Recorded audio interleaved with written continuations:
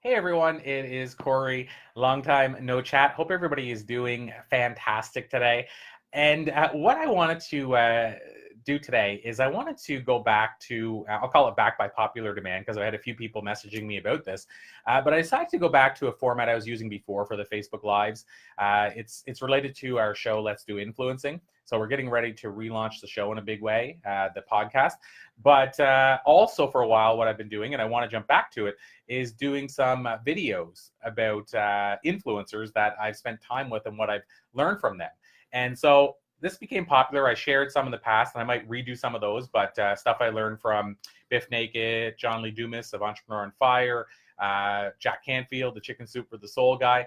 So people always want to know what goes on behind the scenes. I have a story coming up that I think you'll enjoy about my interview with Robin Sharma, if you know who Robin is, and probably the story isn't going to go where you think it's going to go. You'll probably be blown away by what happened during our interview. So I haven't shared it very often, so I'll share that soon. And yeah, so I get asked this a lot, what's it like sitting with this influencer, this celebrity, this person? And so I thought, why not go back to my Let's Do Influencing approach? I decided to start off in a unique way today and talk about this friend of mine that I haven't seen in a while. I got to catch up with him soon, I guess, Mark Goffney. And I'm not sure if you've heard of Mark, but Mark's got an amazing story. He was actually, hello, Sue Woodworth. I see Sue had said hello, so I'll say hello back really quick. So Mark's got a really intriguing and interesting story. I'm going to try to post a video of Mark here. If you hear it playing in the background, it's because I'm actually clicking on the video to make sure it's the right one. But Mark's situation is he was actually born with no arms. And so Mark was born with no arms. And he decided that, let's see here. See if I can find one to show you of Mark. Let's use that one there, I think. Okay, one sec here. So Mark was born with no arms, and he decided that he wanted to achieve big things in his life, and he wasn't going to let the circumstances of his birth set him back. So sorry for the sort of distraction there on my part. I just wanted to put up a video of Mark. So you'll be able to see a video in the comments of Mark. So basically, Mark was born, as I mentioned, with no arms, and he decided that he wasn't going to let that hold him back. So here's one of the first lessons I've learned by studying influencers like Mark, is that it's all about mindset. So Mark decided that even though not most, but some people might have given up and certainly not taken the path Mark did if they were dealt with that affliction or a similar affliction. And even some people that are maybe have had a lot of blessings that Mark didn't have would still maybe, give up or throw in the towel on trying something, achieving something, trying to achieve something sooner. But what I've noticed is it all comes back to mindset. And, I'm not going to say that there aren't factors that impact your mindset. I mean, it's a whole nother conversation. But I mean, obviously, for people that are struggling with mental health issues, there's things that obviously counter that. But what I'm suggesting is, in general, for a person maybe that doesn't have those kind of things that they're battling on a daily basis, and for some that do, I believe that mindset is where it all sort of starts. So it's a matter of saying, not just saying, but learning that I can achieve stuff that people have told me I can't. And here's the proof. And sometimes it's examples of other people that have achieved stuff that demonstrate the proof. I mean, there's great examples of people that achieve things that otherwise we said wasn't possible. The Minute Mile thing. There's George Foreman, who won the World Heavyweight Boxing Championship at 49 years of age. I mean, how many people said that George Foreman couldn't win the boxing championship at that age? I mean, so there's all kinds of people and situations and examples of people that have achieved things that were said impossible, or at least people viewed it as impossible. So what I'm suggesting is that Mark is a great example of this, and I really think it came back to Mark's mindset. So I'm gonna go further into that, but I just wanted to preface it by saying that I believe mindset is where a lot of it starts, and realizing, and in our last book, The Book of Why, I gave lots of examples of people that had achieved extraordinary things when other people said they couldn't, or people thought they wouldn't, because I think seeing the examples of people that are achieving stuff that you thought impossible, or people that started off further behind or with worse circumstances than you, allows you to see what's truly possible if you set your mind to it. And a lot of times it's knowing what to do. It's learning from people that have followed in that path. It is those examples that you see. It's being passionate about it.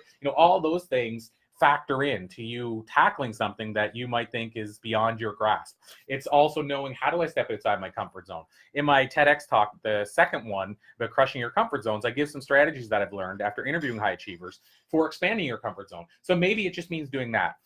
But, talking about this idea of mindset and being able to achieve stuff that people think you can't, it really, I think it comes back to those things, learning from other people that you can do this, following your passion, taking the baby steps, that other people aren't willing to take, all kinds of things like that. So Mark, getting back to Mark for, as the main center of this, Mark has achieved some astronomical things. He was born without arms, and he decided that wasn't going to hold him back. And so Mark wanted to play music. He was a big music fan. And so when he was about, and I'm guessing on this stuff because it's been a while since we did the interviews, but I think it was around, 14 years of age or 12 years of age. And he wanted to try to learn to play guitar with his feet. And of course, people told him it was impossible, but he worked with a friend of his that played an instrument and worked at it and worked diligently at it. And slowly but surely, he started learning how to play guitar and bass. He added that in with his feet. And so fast forward to today, and Mark is the leader of a band called Big Toe Rocks. And I think their website is bigtoerocks.com if you want to check out Mark over there.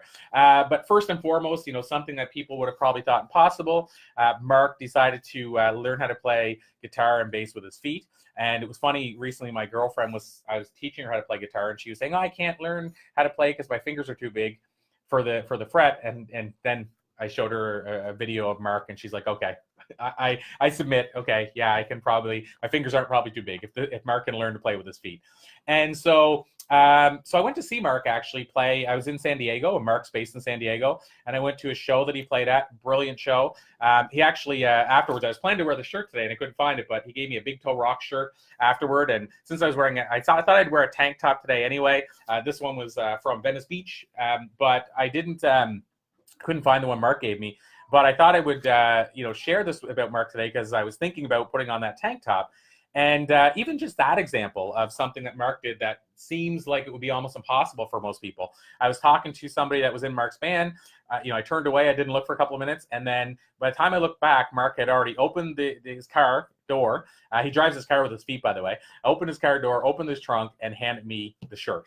And I didn't even notice any of this happening. It was within a minute, and so just the little things that he would have to encounter and overcome each day to do the stuff he's done just blows your mind.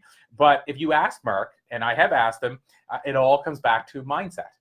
So what does that look like for Mark? Well, what does his achievements look like? Well, Mark has performed stand-up comedy at I guess it's Pauly Shore's mom's famous comedy club. Mark has done work for Habitat for Humanity. He's toured.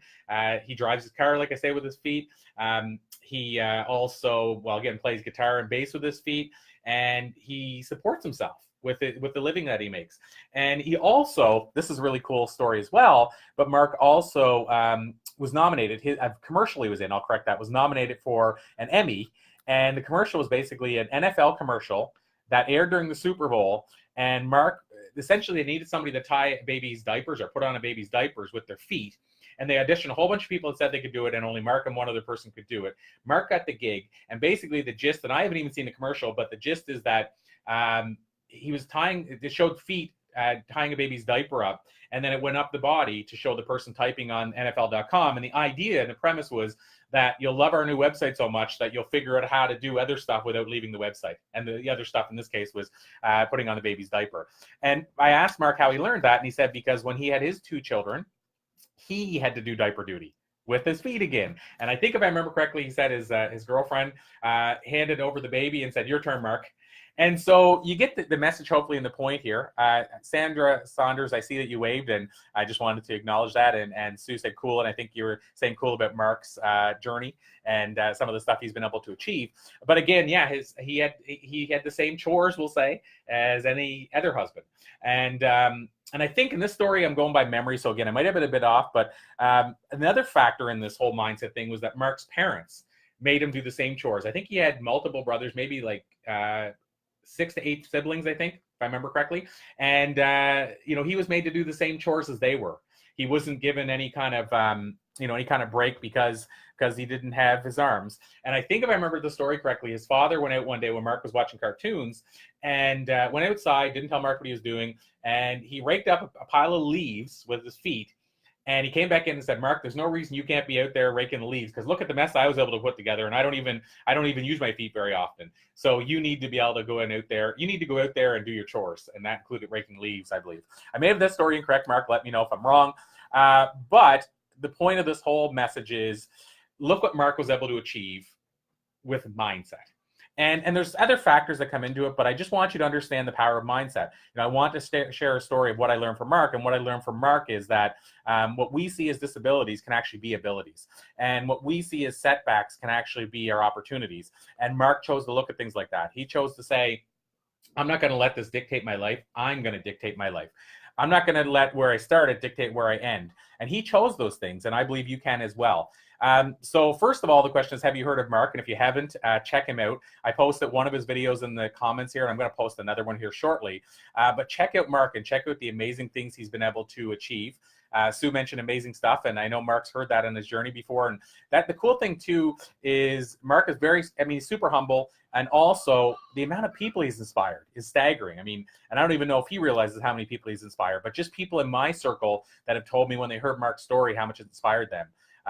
It's staggering. Even to think that he could inspire my girlfriend to play a little longer and practice a little longer on guitar by simply saying, well, if Mark can do it, I need to start doing it. So hopefully the story gives you a little bit of inspiration. What I learned from this influencer being Mark is that if you set your mind to it, if you are positive minded, if you figure out what other people have done and figure out how you can find a way to do it, if you're willing to be passionate about it and then pursue it, if you can line up all those things, your odds of achieving greatness dramatically increase. And again, as I mentioned, if you want to check out my my second TEDx talk about crushing your comfort zones, that'll give you some strategies for how to baby step your way into maybe expanding your comfort zone.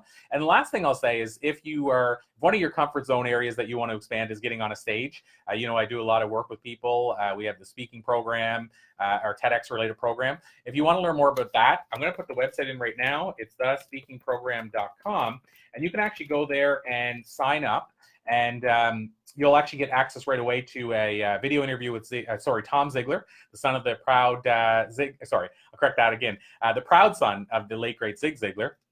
And so Tom talks about some of the lessons he learned from his father, who was one of the greatest speakers and orators of all time, and lessons he learned from other great speakers and being in the trenches himself. And then you'll also be the first to be notified when we put out our free video training for speaking and getting on a stage, which is coming out very soon. And you'll learn how you might be able to deliver your TEDx talk in the very near future as well. So in the comments here, thespeakingprogram.com, jump over there if you'd like, if you want to eventually get to speaking on the stage, or if you're already doing that and you want to take it to the next level. But most importantly, please go and check out Mark and his great work. I posted one of his videos here. I'm going to post another one, and then I think I'm going to check out and make sure it's still bigtoerocks.com. And if it is, I'll post that link too. And hopefully you'll learn a little bit more about this amazing influencer that's doing great things and doing amazing things to inspire others. I hear my baby calling now. It's getting near lunchtime on Friday, so I'm going to run. But thank you, everybody, for tuning in. Thank you for your questions, comments, mostly comments today. If you're watching this as a replay and you have questions, put them in the comments below. Comment if you want. And as you know, I'll do my best to circle back as soon as I can. Thanks, everyone. Happy Friday.